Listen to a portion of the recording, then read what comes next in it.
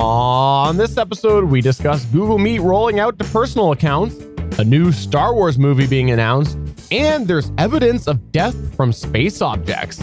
Plus, Chris tells us why we care about this Animal Crossing news, and I give my first thoughts after testing the Nvidia RTX noise removal. This and more in this week's show. I'm David S. Dawson from the Intellectual Podcast, a show that spotlights creatives from all walks of life. Part of the Gonna Geek Network, just like the show you're checking out now. Shows on the network are individually owned, and opinions expressed may not reflect others. Find other incredibly geeky shows at GonnaGeekNetwork.com. This is the official GonnaGeek.com show. Each week, we run down the latest news and happenings in the world of geek. These are your hosts for the show, Steven, Chris, and SP. Welcome to the 330th episode of the official GonnaGeek.com show. I am Stephen John Drew, and I am pleased to say that SP's here this week. You know, I was watching the video intro, and I got to come up with some new video clips so we can use it on 400.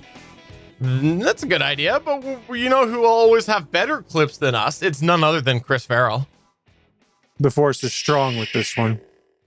If you didn't know this, we are indeed recording this today on an annual celebration. It's one of the most important days through all of the world and intergalactic because of the fact that it is Sunkast's birthday. Happy birthday, Sunkast. It is indeed May the 4th. So Sunkast, happy birthday to you.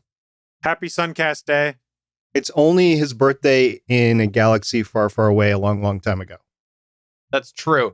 But no, it's also May the 4th be with you. So they're both there. I personally buy more into the whole Sunkast thing myself because I think about Sunkast all the time and I would never, ever forget that it was his birthday.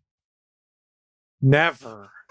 I totally forgot it was his birthday. Really? Yeah. I knew it. I just wasn't going to bring it up. I was going to continue the gag from last year. It's convenient. It's convenient that you mysteriously did not comment until I commented. However, Sunkast, he has told us that on Mars, they are throwing him one heck of a birthday bash. That's what he told us. That is true. I've heard that as well. Him and all the microbes. Those itty bitty microbes. Speaking That's of not the song from Generations. I'm sorry. It's actually life forms. Life forms. I know. Anyways, the itty bitty life forms. Can we talk a second here? This is something that I'm going to share probably later on Better Podcasting. However, I want to take a moment here to say I have been liberated. I have been liberated this past 2 weeks. I purged my Facebook list. I'm no longer in a single podcast related Facebook group. I have purged a bunch of names that were just like being hoity-toity or having people on their posts be hoity-toity. There's a lot of negativity to do with one of the things that I am very passionate about and enjoy as like my primary hobby, podcasting, broadcasting. And I realized seeing these stupid Facebook comments come up, because sometimes it wasn't these individuals. Sometimes it was people coming and commenting on something on them because they had a big following. Seeing this negativity, I was just like, this is annoying. This is bringing me down about podcasting and I'm getting irritated. So I went and I did a mass call. I got rid of a bunch of Facebook groups, Facebook pages, Facebook friends, and I feel liberated to be out of off of all of those podcast related circles. So, Steven, now you understand why I unfollowed so much of Star Wars Twitter. I do, very much so. When I got kicked off of Facebook, I was non-committal about how it would go for me. And honestly, within a week, I'm like, oh, this is so cool. I don't have to worry about any of that stuff anymore. It is, you won't find a more wretched hive of scum or villainy than on Facebook podcast groups. Oh, wow. That's a pretty bold statement. What about Google Plus podcast groups? They don't exist anymore, Chris. So anyways, I wanted to share that right there on Star Wars Day for some reason and the wonderful Sunkast birthday. I don't know why I shared that on this special holiday, but I apologize. Well, I mean, and tomorrow's a holiday too. And the day after. It's the Revenge of the 5th. That's true. That is true. It's also Cinco de Mayo, and it's Taco Tuesday, and we can't go anywhere because of a virus named Corona. So there's a lot of irony here. It depends on where you're at. So according to Sithwitch, who's my co-host on Legends of S.H.I.E.L.D., Lauren, today is May the 4th be with you. Tomorrow is Cinco de Mayo, and, Taco Tuesday is every week, whatever. And then it's Revenge of the 6th. It's not Revenge of the 5th. It's Revenge of the 6th. It's Revenge of the 5th. I know, but she goes that way, and she's a big Star Wars fan. I mean, Sith Witch. So I don't know. I just humor her, I guess. I'm pointing towards Chris's frame for the audio listener. I'm not going to say whose Star Wars phallic symbol is bigger than whose. It's not anything about that. I don't care about that. I'm going to tell Lauren you said that. No, I'm saying that's not the case. I don't want to get into the genitalia measuring contest when it comes to fandom, because she will so take you up on that. No, you have never turned down a measuring contest with the SP, because I know I'm going to win. My microphone cables are so much longer. I haven't condensed my cables down. Really? How long is your right now? What length of cable are you using on your microphone? That's a 6 foot right now that I've got coiled somewhat. I need to cut it down to a 3. Only? This is 25. Why do you have a 25-foot cable? That explains the line noise that I hear on your track. Just pushing your buttons, that's all. Actually, no, I've had to, they go bad after a while, and I've had to change it up once. Stephen, you were a part of that as I was diagnosed. Anyway, it goes up and down this gigantic microphone boom arm that I have, which is longer than your normal boom arm. And then it actually snakes around. Notice how he had to tell me it was longer. It is, because I have an extension on it. And then it goes behind the desk. Doubling down. And then it comes up the back of the desk into the mixer here. So it's got a long way to travel, whereas it's actually, let's see, it's 1.5 feet between the back of the microphone and where it's actually plugged in. I'm actually on my spare XLR cable right now, because my other 6 foot cable had some terrible line noise in it yesterday. I couldn't make it go away. So I had to sub in another one and then place another order on Amazon so I'd have a backup again. Can we back up here for a second and point out that in all of this measuring contest, SP literally said that it wraps around? How often have you heard that with other contests? Jeez. Let's go ahead and move on to the news.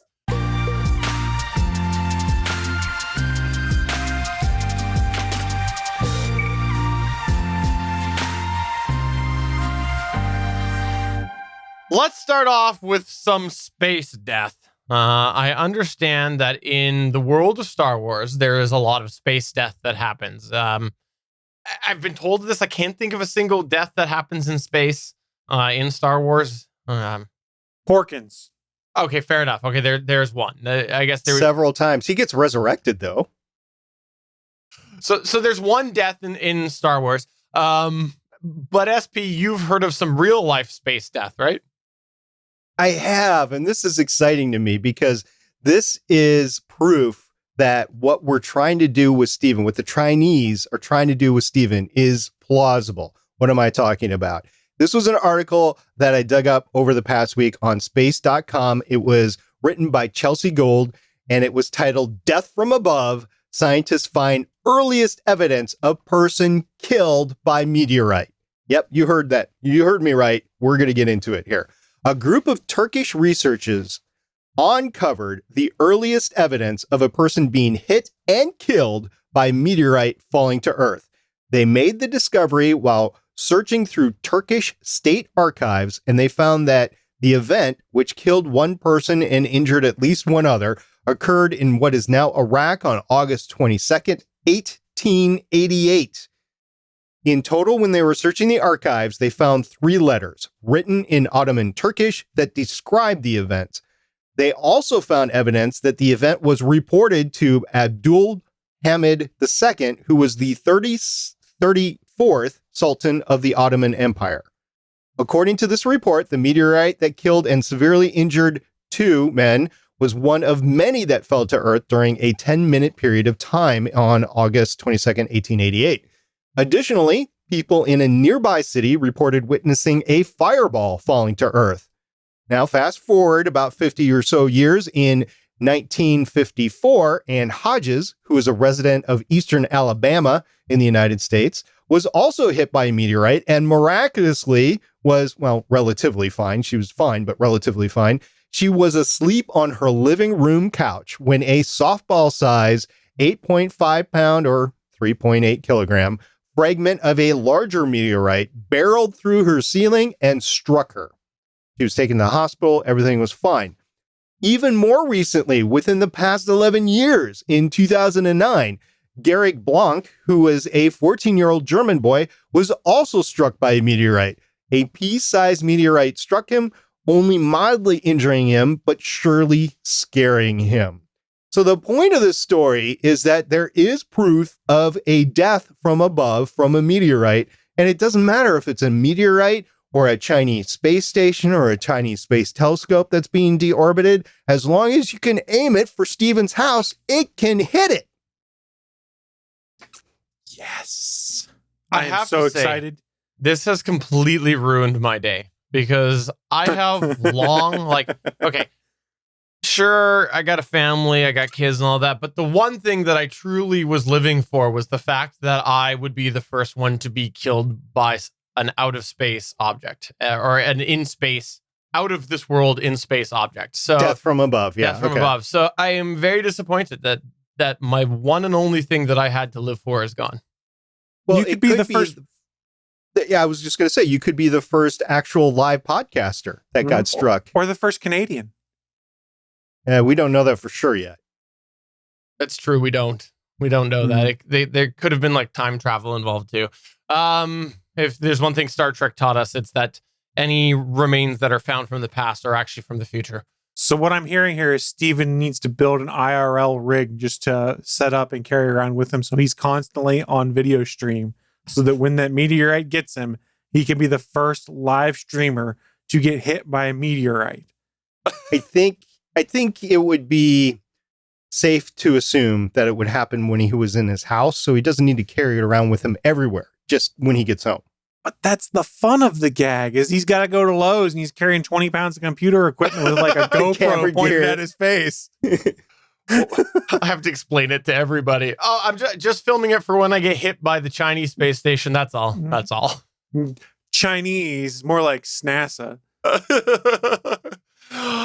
This is actually, joking aside, this is really interesting to see because I'm a huge fan of digging up our past, like digging up history and discovering things. And to see this is cool. I think this is a really neat find. And I am very, very jealous, SP, that you are part of that archaeological dig.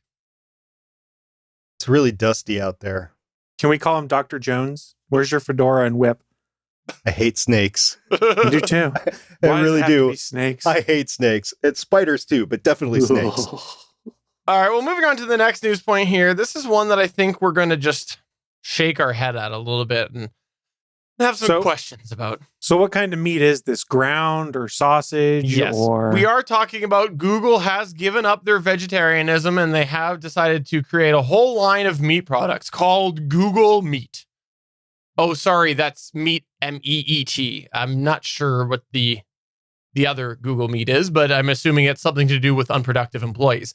However, Google Meat itself is essentially a service that Google started to transition to over the last couple of years. We've talked a little bit about that on this show here, where there used to be Google Hangouts on air. There was Google Hangouts. There was a chat service. There's a whole bunch of products that they had, but they decided that they were going to gear themselves more towards the corporate environment and roll some of these technologies and modify some of these technologies, change them into something called Google Meet, which would be a platform that businesses could subscribe to in order to use this. And one of the functions was Google Meet has the video function on it where you could have meetings. Unsurprisingly, this has picked up some steam with the recent months where people are starting to do all sorts of video conferences and second guessing their original choice of Zoom.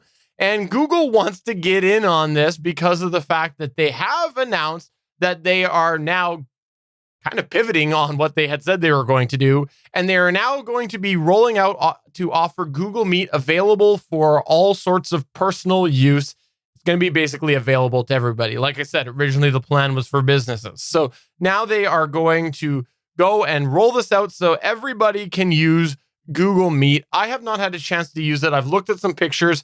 To me, it is all sorts of things that scream that they took Google Hangouts and modified some things and changed the UI a little bit and whatnot. But apparently Google Meet, you should soon be seeing that coming available if you're just a personal user soon. They have started to activate some accounts, but in Google fashion, they're doing a slow rollout. I'm really surprised. Not surprised, but surprised at this. I'm surprised at this because of the fact that they tried to do Google Hangouts, worked overall pretty good, but clearly they decided that the mass personal use was not the way it should be, and they decided to hone that in. And we talked a lot before about how speculating about how, video services use a lot of bandwidth, and are they really sustainable as such if you're not charging for it? So it kind of made sense that they were going to start only offering video services to paying customers, but now it's going to be available to everybody. So the part that's not surprised in this with me is because I sometimes think Google doesn't have a plan. So that's the part that's not surprised. You sometimes think this? Yeah. Let's ask you guys, what are your thoughts about this Google Meet now coming personal? So it's honestly because Zoom got so much press because of COVID-19 and everyone pivoting to using Zoom for things. I think Google went, oh crap, everyone's talking about Zoom, not any of our products. Let's do some quick code changes, make Google Meet widely available, bake it into the Google suite of products, stuff like that. It's something they should have done ages ago, to be honest. I remember when Hangouts on Air was retired before I moved over to my Skype setup via OBS and NDI feeds and stuff like that. I looked at Google Meet and I was like, okay, when are they going to open this up so that's more than just business users that can use it? Because I kind of want to try this out to see whether it could be helpful for me. And it never really opened up to a point I could use it. Yes, it's a reskinned, slightly updated Hangouts on Air, it looked like. But it was interesting. It looked like it had promise. And from a Google perspective, them putting it out there hopefully takes some steam away from Zoom is what they're hoping for. I mean, Zoom's had privacy issues. Google, I trust a little bit more when it comes to my privacy, just because I have no choice, I guess. So I'd be curious to try it, but it doesn't really matter because where I work is all baked into Skype for Business right now. So I'll never really get to try it unless we somehow get access and decide to do a random episode on it just to see how it worked. I think you hit the nail on the head. I think that the issue with this is going to be it's tied mostly to Gmail addresses or within the Google architecture. And when you're talking about a lot of businesses, they have their own domains. So you're going to catch the individuals, you're going to catch the corporations that are in the Google suite and Google Suite only. And I don't know how big that is, but you're not going to catch the governments. You're not going to catch the corporations that have their own domains as easily as the other communication suites have, like Teams, because a lot of people use the Microsoft architecture, and Zoom because everybody is using Zoom, even though it has some serious flaws to it. Now, eventually, when people get off of this pandemic and they start going into other things, branching out into other things, like, great, this is a great piece of technology, but I'm going to go back to my FaceTime, or I'm going to try something new. I might try this. And I think the people that are in the Google architecture, like with their, not with Apple, with the FaceTime, but with their Google phones, I think it's going to be big enough for this to perpetuate. Will it be as big as Zoom is right now or Teams is right now? No, but it'll get there. So the interesting thing, though, is it's not Google Meet that's baked into Android phones and stuff like that. I'm pretty sure Steven was about to say the same thing. It's Google Duo. So like if you pull up your phone book and I want to call Steven, if I hit the video call button, it launches Google Duo and institutes a Duo call. And I think they just updated that to support a lot more callers. I can't remember what the exact number is. I'll have to do a search on it as we discuss it. So it's still the same problem we have with Google, is they've got multiple different products fulfilling the same need that they haven't condensed into one. We've still got Hangouts for messaging that they've promised is going away forever. We've got Android messages. They've got hooks and other things. They've got multiple different video products. And it made more sense when Google Meet was something that was just for G Suites or the business side of the house. But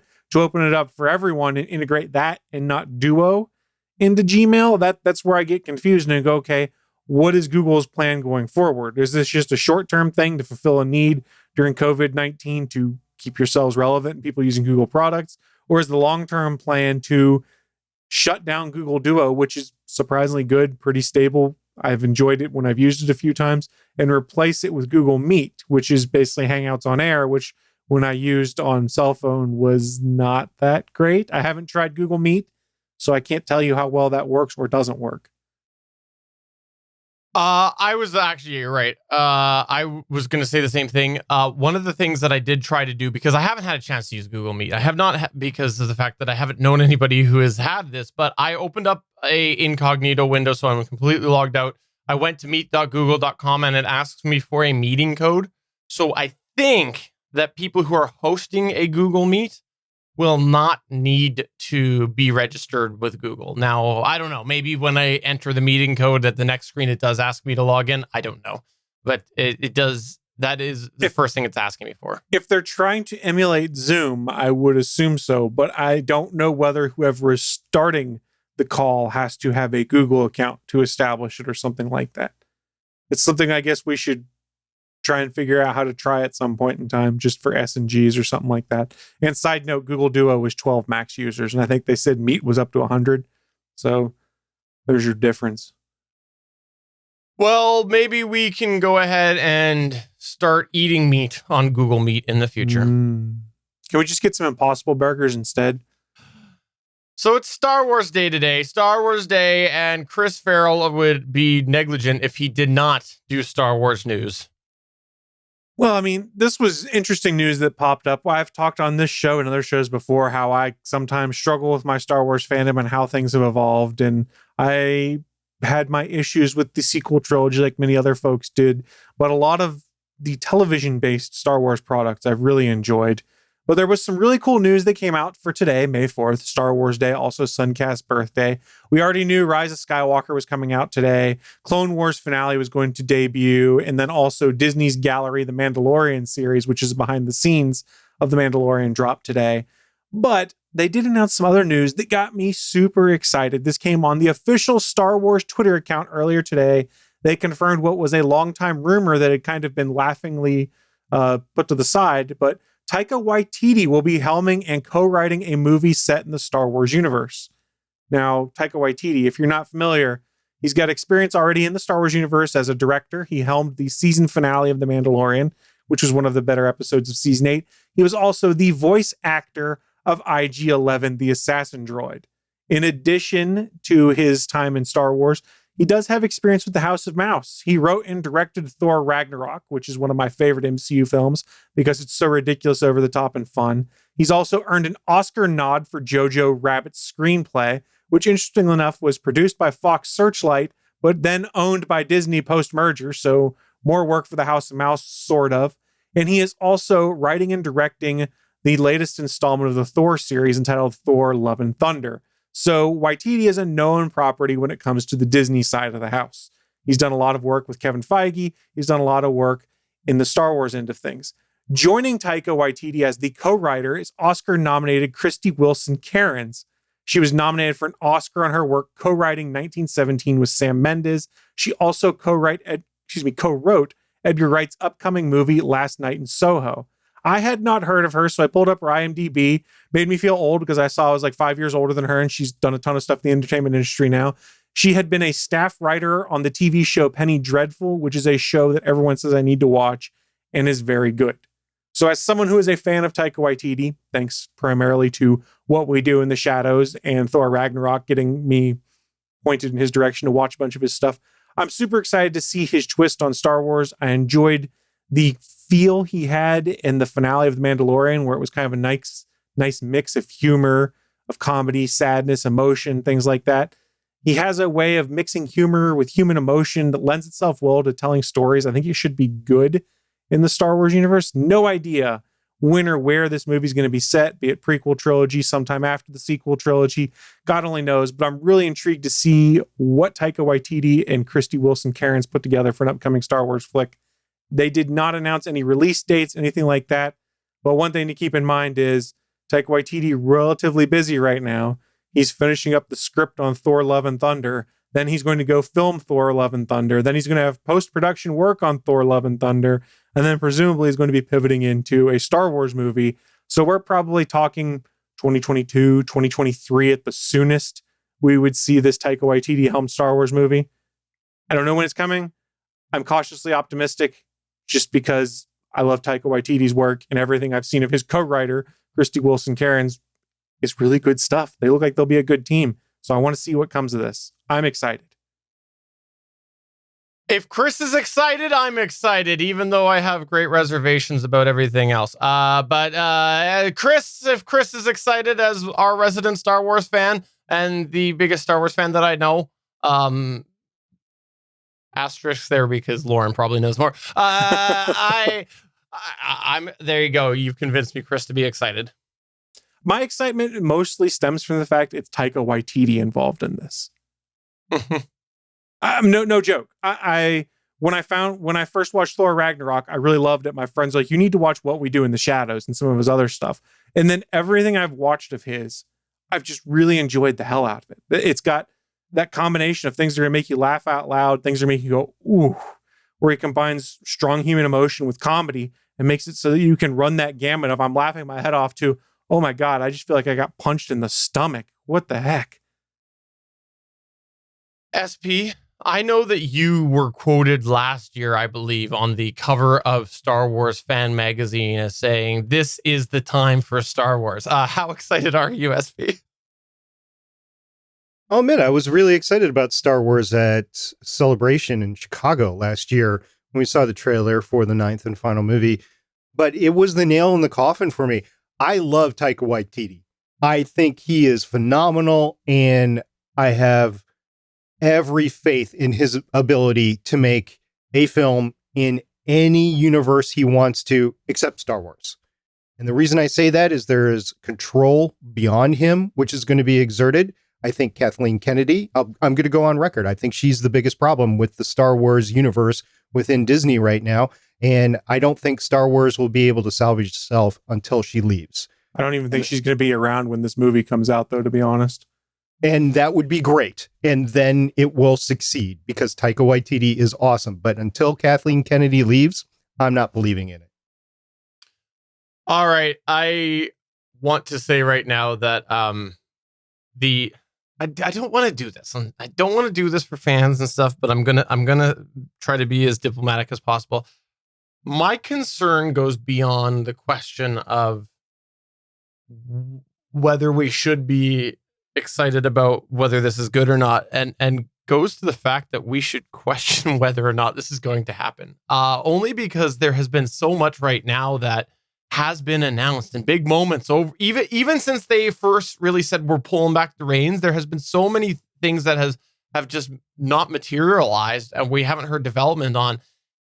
And I feel like, how can I be excited when I haven't seen a product yet? So anyways, other than go ahead. In my mind, it goes to who's controlling Star Wars right now. And even though it's part of Disney, so she's not the final word, I believe that she is a big word with it. And not that she is not a fan of the universe, because I do believe she's a fan of Star Wars.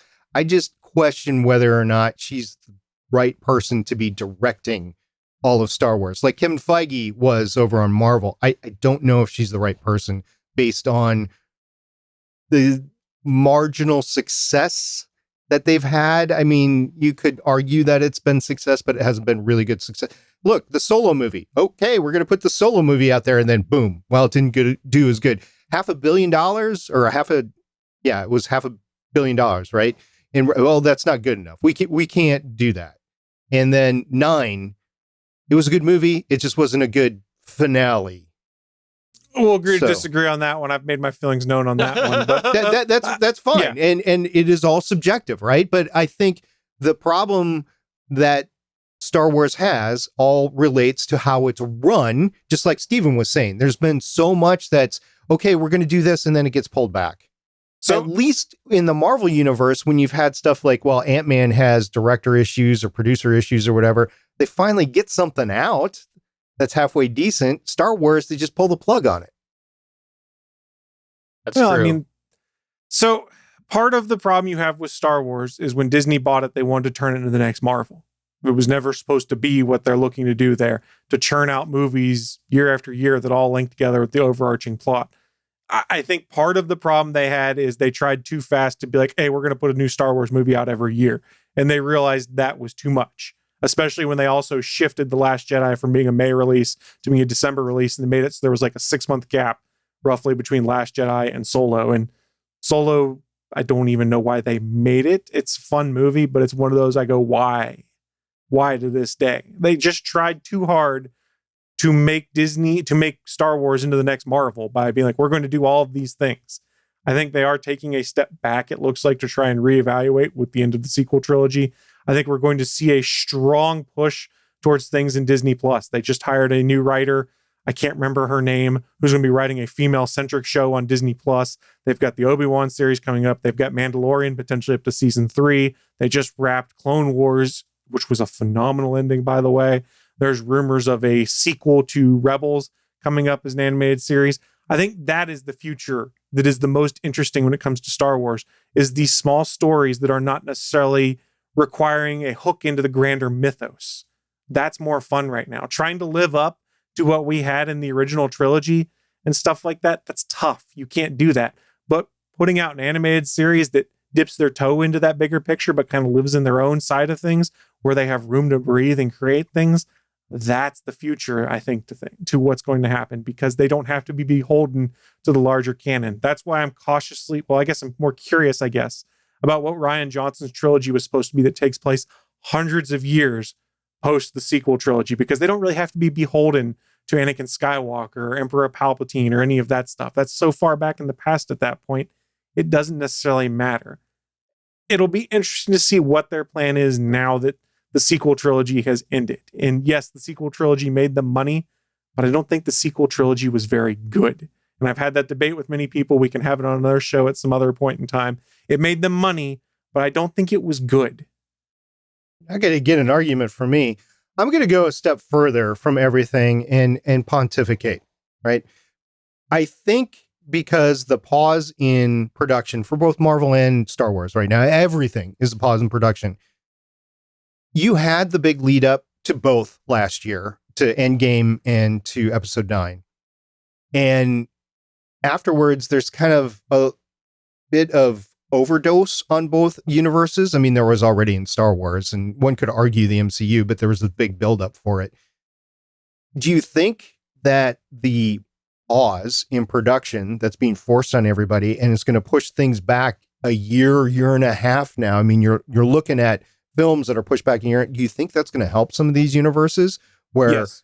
they're having to pause, and then people don't get their 3 or 4 movies a year out of Marvel or Star Wars? I think it is. Chris, you just said yes. What do you Yes. think, Steven? Oh, absolutely. I think it's also going to lower the bar for expectations with film in general, because people are not going to be getting the experience that they're used to getting. And so the people who are used to going and seeing several movies a year, they just want anything at this point. And there's going to be more of a gap. I think you're going to see more of a gap in the release schedule. And until we start to get that normality again, I think that people will just be lowering the bar.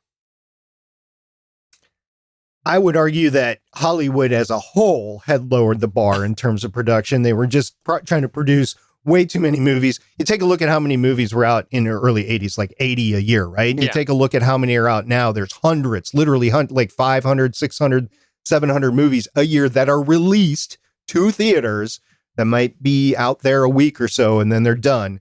And I just think there's a lot of crap out there. And so lowering the bar, I'm not sure you can really state that industry wide. Now, you might be able to state it for Star Wars and Marvel and DC and the bigger. No, I am stating that I believe consumer expectations as a whole across the board will be lower. That I am 100% stating that.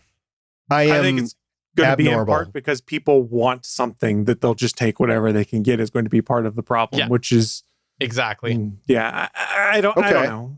As a whole, as a consumer market, you guys might be right. On the other hand, I am enjoying this time off from the CW universe. Actually, they started releasing episodes again. But you wrote off the CW universe anyways. I did, but when the production stopped and I was able to actually go watch the series just due to time reasons that I wanted to, there are much better productions out there than CW. Now, from one aspect, I will say CW is free. So if you can't pay for anything, I mean, CW is at least some entertainment, right? But there are much better series. Mandalorian, for example. So a lot of people on Verizon got Disney Plus for free, but everybody else is paying $6.99 a month or whatever it is, right? But bear in mind, the cost per episode of The Mandalorian versus The Flash is magnitudes higher, I wager. Right, and I will pay for that. The quality comes. I will pay for quality. I'm getting older. You guys can see the gray in my goatee, my beard. And I want to have quality entertainment now. I don't want to just sit down and watch anything. So maybe I'm not your normal person, but that's what I want. So I want the better quality productions. Well, in any case, we can just sit here and think about the fact that you said you were going to pontificate, which I believe is what Tuvok did when he went through Ponfar on his own, and he had to take care of his own needs. I think that's what that is. I don't believe I ever said pontificate. Did I? I think you did. You did. Really? Yeah, you did, yeah. Oh, what is in this coffee? Because I was trying to figure out how to make a Supreme Pontiff joke or some kind of thing like that, but I didn't want to bring religion into things. See, I've been rewatching Voyager, and like 3 episodes ago was when that random other Vulcan that they suddenly introduced in the middle of season 3 went through Ponfar, so that's where my mind went. SP, did you Irish up that coffee? Maybe Cinco de Mayo. I see what you did there. Now let's quickly touch on an extra here. This is just a real quick hit here, and it's all to do with someone building a Bitcoin mining farm in Animal Crossing. I saw this headline, and I don't understand Animal Crossing, but I understand that Chris does. So tell me, why is this a news article, Chris? It's not really. Someone thought it was funny because you can model rooms in your house to look like stuff. And it looks to me like someone built a server farm in their house, so it could look like a Bitcoin mining facility or something like that. But what is Animal Crossing? Explain it to me. It's a game that's far too addicting that I should have never started playing. So you have a Switch, and that's what you're playing Animal Crossing on, right? That is a Nintendo game, so it's only available currently on the Nintendo Switch or older versions on the DS. So I haven't been really paying attention to Nintendo Switch for a lot of reasons. I don't know if we talked about it on the show or not, but I had to hunt a new one down for my nephew's birthday a couple of weeks ago. That was an experience, and they're even more expensive now because they're not available in stores. It's only secondary market, and the market is just driving up. So you've been holding on to a brand new Nintendo Switch. Now is the time to sell because you're going to get triple, quadruple what you paid for it, or maybe even more if you got it on sale.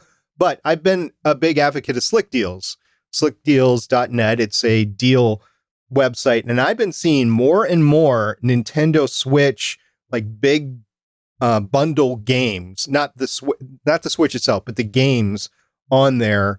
And there are some interesting games. I'm trying to find one right now, but like one was like the Tomb Raider saga. No, that wasn't right. But there was some really cool bundles. So Chris, at some point in time in the future, could you do a best of Chris's Nintendo Switch bundle? I'd be interested to hear. Oh boy.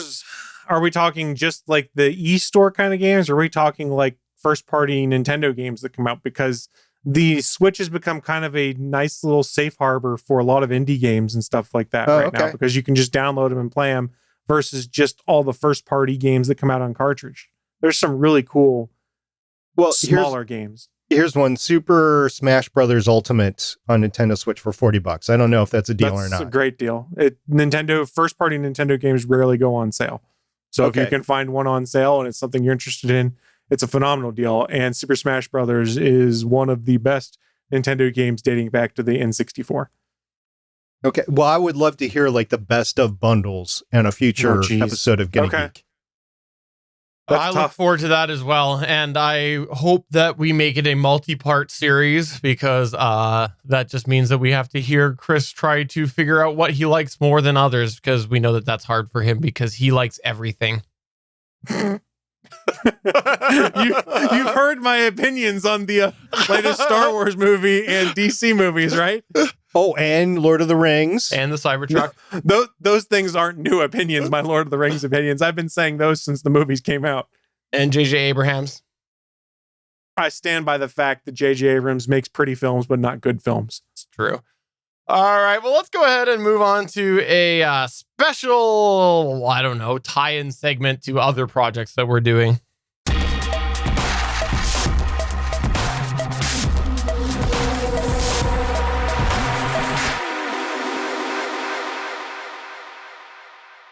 All right, for those of you who aren't familiar with Nvidia, well, they are a video card company.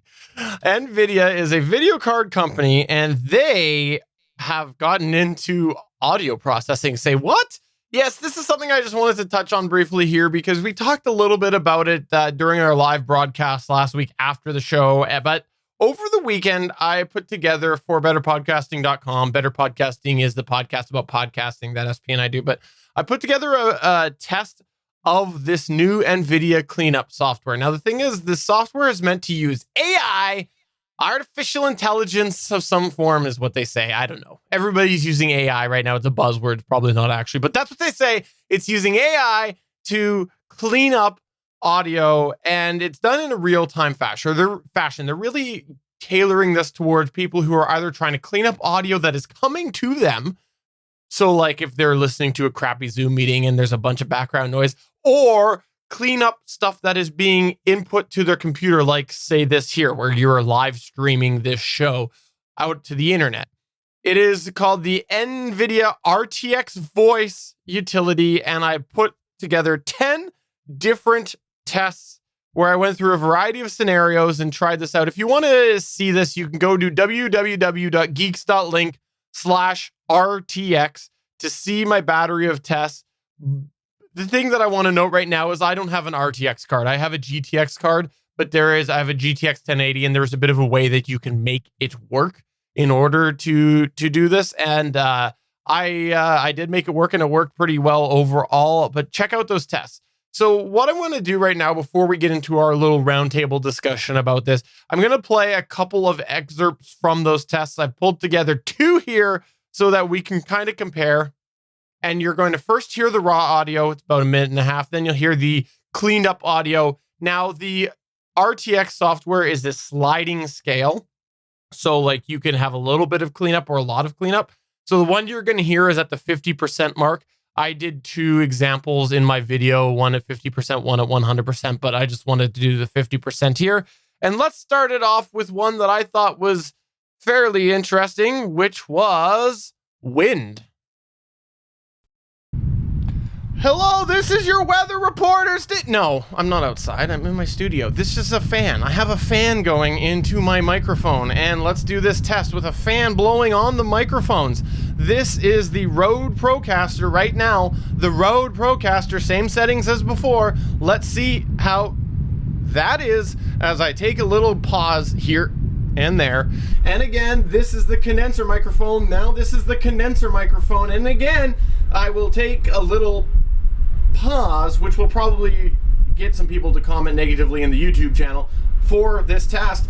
And lastly, this is the Samsung Q2U going into Audacity. Again, a couple random Shatner-y pauses just to see how it works. And let's compare and get a little bit more extreme after this. Hello, this is your weather reporter. No, I'm not outside. I'm in my studio. This is a fan. I have a fan going into my microphone, and let's do this test with a fan blowing on the microphones. This is the Rode Procaster right now. The Rode Procaster, same settings as before. Let's see how that is as I take a little pause here and there. And again, this is the condenser microphone. Now this is the condenser microphone. And again, I will take a little pause, which will probably get some people to comment negatively in the YouTube channel for this test. And lastly, this is the Samsung Q2U going into Audacity. Again, a couple random Shatner-y pauses just to see how it works. And let's compare and get a little bit more extreme after this. So I've got another test that we'll play in a second here, but that one there I thought was pretty impressive because of the wind, right? Like that was a fan blowing directly on the microphone, and it was pretty good. And by the way, that was the Samsung Q2U. Really impressed with it. I was very surprised in my tests how good it is at rejecting noise. It's really the first test that I've done actually with that handheld. I've used the ATR 2100 and the AT 2005, but that was really impressive to hear that wind remove like that. That was, again, only 50% as well. Now, that there is one of the few studio tests that I did in there. I did the studio test where I put a series of microphones through some tests. One of them involved my kids 4 feet off yelling. You can check that out over there. But we're here on the Gonna Geek Show, and we talk about things beyond just studio stuff. We talk about game streaming, we talk about broadcasts, and we even talk about this. And for this test, I am using my Rode VideoMic Go shotgun microphone, and I am using my drone to record this. Yes, my Mavic Air, which is a very loud drone, is the video portion of this, and it is, of course, behind the shotgun microphone. So I've got my Mavic Air going while I have my shotgun microphone going as well.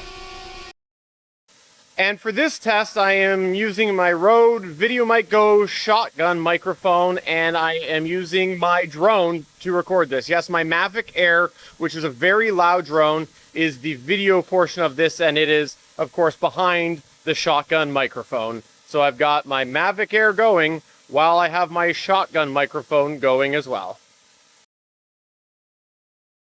So, that's pretty slick. Yeah, you know, in the context of better podcasting, okay, the drone was an out there scenario, but for over here, we've talked about drones lots, and we've talked about how, like, when you're trying to like do a YouTube video and you're flying your drone and you're nearby and you're doing like an audio commentary, you've got the drone noise, right? So is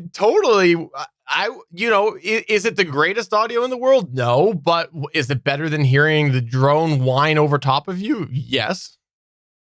And for those that don't know, the particular drone that Steven has is one of the more noisier. It's one of the more common, but one of the more noisier drones out there. So you really have to battle against that. I've done photo shoots with drones before with professional photographers. Like, I've asked to use my drone while they take their pictures, and it is very distracting. Why is it distracting? First of all, the prop wash actually creates wind itself, so you're not getting a static subject. Second of all, you can't have a normal conversation between the photographer and the subject because of all the noise from the stupid drone. So it is a huge deal with these drones. So I'm pretty impressed with what I've seen, and I just wanted to quickly give our sort of thoughts on here. And what I want to say in regards to this is a real-time thing. So like if you're looking at to clean up a posted thing, you'd have to go and real-time process it. That's what I had to do here, right? Like with this here, I had to go and I put together the editing, and it worked out to be, I think, about 12 minutes, I think, without the replays, something like that. And I went and I just played it back and ran it through that software and captured that sort of net output. But it'd be great for streamers. Think about all the Twitch channels and gamers that we have seen where they've had all of this distracting noise in the background and you have troubles hearing them. This is going to be phenomenal. The real question is, what additional overhead? How much did it stress your GPU to do this? Because if you're playing a graphically intensive game, fair, and you want to run this, what do you have to do to your graphic settings to turn it down or something like that? Plus fact that you're also using streaming software to transcode and broadcast things. Your GPU, if you're a streamer, is probably fairly stressed, I would assume. So my only concern would be, what's the overhead, and B, how many people can actually use this? Because you said it required like the RTX line of Nvidia cards, correct? Well, they say that it does, but I'm using a GTX 1080. So right. I honestly didn't pay much attention to the overhead because I was using a GTX card, so I didn't think it was too relevant because they are tailoring this towards RTX. And the workaround is during the install, so I have a feeling that that will eventually be closed off. But in any case, if it's not too overpowering, which I have a feeling if it's tailored towards the RTX line, there must be something in that chipset or, you know, something that they're allocating that they know isn't going to be a problem. I don't know. I just wonder why it's towards the RTX, but if it's not too much overhead, then it would be interesting to see how much this does change the world of streaming. But the other side of things that I actually thought was really interesting to think about was, like I said, this will actually work with your output as well. Think about us. We're not the ones that when we're watching a gaming feed, we're not the ones using our video cards because we're just watching a stream. If we hear a noisy stream, we can just throw this on and clean it up, right? So both sides of the coin on this, both people who are creating the content and people who are consuming the content. I'm pretty impressed with what I saw. Do I think there's a long way to go before it's like super perfect? Absolutely. Were there many scenarios in there where it wasn't that great? Yes. For example, when I did some tests on this microphone here that is kind of pretty good at rejecting noise, but still has a little bit there. I guess it wasn't loud enough. Like if I was playing music, it wasn't loud enough to pick up on that and work its magic. So you could actually hear it pretty clearly. But when the noise was a little more audible, then it was there. But I just wanted to mention it because I really think when we look at some of the content we've talked about on here, not just podcasting and you know, like our type of streaming, when we look at all of the other options, I think that it's pretty impressive. So I found an Ars Technica article where they were talking about, much like you said, you can make this work on GTX cards and stuff like that. They did a test on a GTX 1060, and they found that when they were just doing the voice noise cancellation, the Windows system monitor showed about 3% usage on the graphics card. So I guess in theory, not terrible overhead, but I would be curious, and I'm not pooping on it saying this isn't going to work. I'd be curious to see how well this works when the GPU is under heavy load for transcoding, rendering graphics, and the like. That is interesting to me. One of the things that I think is worth considering, though, is the fact that you have to think about how you're being cleaned up. And for like this show, for example, the way that I record this show is I have all of our audio, you guys, I have my music from my computer, all going into a sound mixer. And then the net result of that sound mixer is what's being streamed out to everywhere and being captured. So if I was to say run that on this, I would be probably accidentally removing things like our intro where we talk over and stuff, right? So I'd have to separate the two. For gamers, that probably wouldn't be as big of a deal because they are likely two different sources. They probably have their microphone being one source and being input to their computer. And then they have their computer noise itself, the game audio, being put in there together. Because how many gamers do you know use a simple USB mic? So all they would have to do is make sure that this is only cleaning up their microphone. But if you are getting into the situation where you've only got one source for everything, like mine, you'd have to think about how do you split those. And the same thing would be if you were consuming that content as well. Like if I say was playing back this stream or a gaming stream, it might be removing some of that noise as well. I actually, funny enough, played it as I was watching an episode of Star Trek Voyager. Can I just say it's really, really weird watching Star Trek without ship noise? Super weird. Yeah. So any thoughts that you guys have after hearing this? Is there any, challenges or tests that you would like to try to put it through? Is it something that you might be interested in trying to apply to your workflow? Not my current computer state. Not mine, but I have co-hosts that could use it with train noise. That was a question we had in the chat from Sunkast. He was actually asking if I'd done any tests that were intermittent. There were some things that weren't solid through it, but they still they were overall through it. So I didn't have a train test, but I'm sure we could dig up some audio from somewhere and Cody got it. I don't know if you have trains where you are, but I guess you could do like ship noise. You could just get a train whistle and blow it. You should just give me one of the many that you have in your library to test. There are quite a few. Cody could put something together for you too, because remember, he has one of the Chicago train lines. It's like right outside his apartment. So he is constantly riding the mute button when he records a podcast. That's right.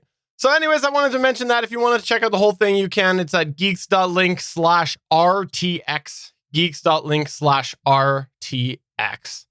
Well, that's going to go and take us towards the end of the show. Before we go, I'd like to just take a moment and go around the table and plug and promote and do whatever we'd like to do.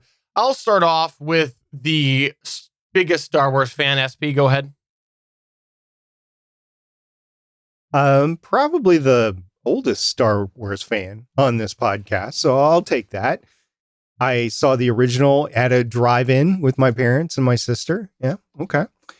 As far as projects that I got going on, Legends of S.H.I.E.L.D. is ramping up for the 7th and final season of Agents of S.H.I.E.L.D. We just started Iron Fist this past week. We're actually 2 episodes into it, and we are opening up our extra chairs that we've had for our fans. So if you have good enough audio, you have a good enough stream that you're able to get on StreamYard, and you can record your track locally, I am looking for guest hosts for all of the remaining Netflix series. We've got Luke Cage, we got Jessica Jones, we got Punisher, we got Daredevil coming up. So any of those, you're welcome to get in on it, and you can contact me at Stargate Pioneer at gonnageek.com or DM me on Twitter or through the Discord server.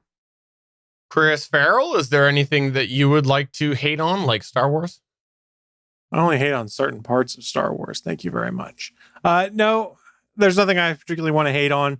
I don't really have anything new going on right now, but I will just continue to strongly encourage, if you're looking for some live entertainment during quarantine and stay at home and you're tired of watching TV or movies, we got plenty of live content over on geeks.live. Scroll down to the bottom of the page. There's a calendar of all of our upcoming live events. Please come check out some of their shows. And if you're in the chat room, tell them that we sent you. So on that note, for episode number 330 of the official GonnaGeek.com show, I'm Stephen John Drew saying my test was filmed over many days. I wore the same shirt. It stank. I'm Chris Farrell, and I'm a Jedi. I'm SP, and I hope everybody has a great week, and I'm looking forward to seeing everybody right here next week in the chat. Bye. You missed the opportunity for next week. Same bat time, same bat channel. Not a Bat fan. Oh, all right. So you hated Batman too. Bye. I do. Bye.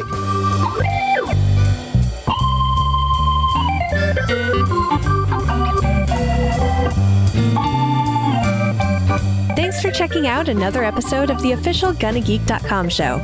If you like the show, please give us a 5-star review in Apple Podcasts or a thumbs up on YouTube. You can always join us for our live recording sessions, which stream Mondays at 8:45 p.m. Eastern at www.geeks.live. And remember, you can find our full back catalog at gonnageek.com/show. If you're itching for more geeky content, check out other shows on GonnaGeekNetwork.com. Voice work was by Emily PROKOP of the Story Behind podcast. That's it for this episode. We hope to see you back again next week.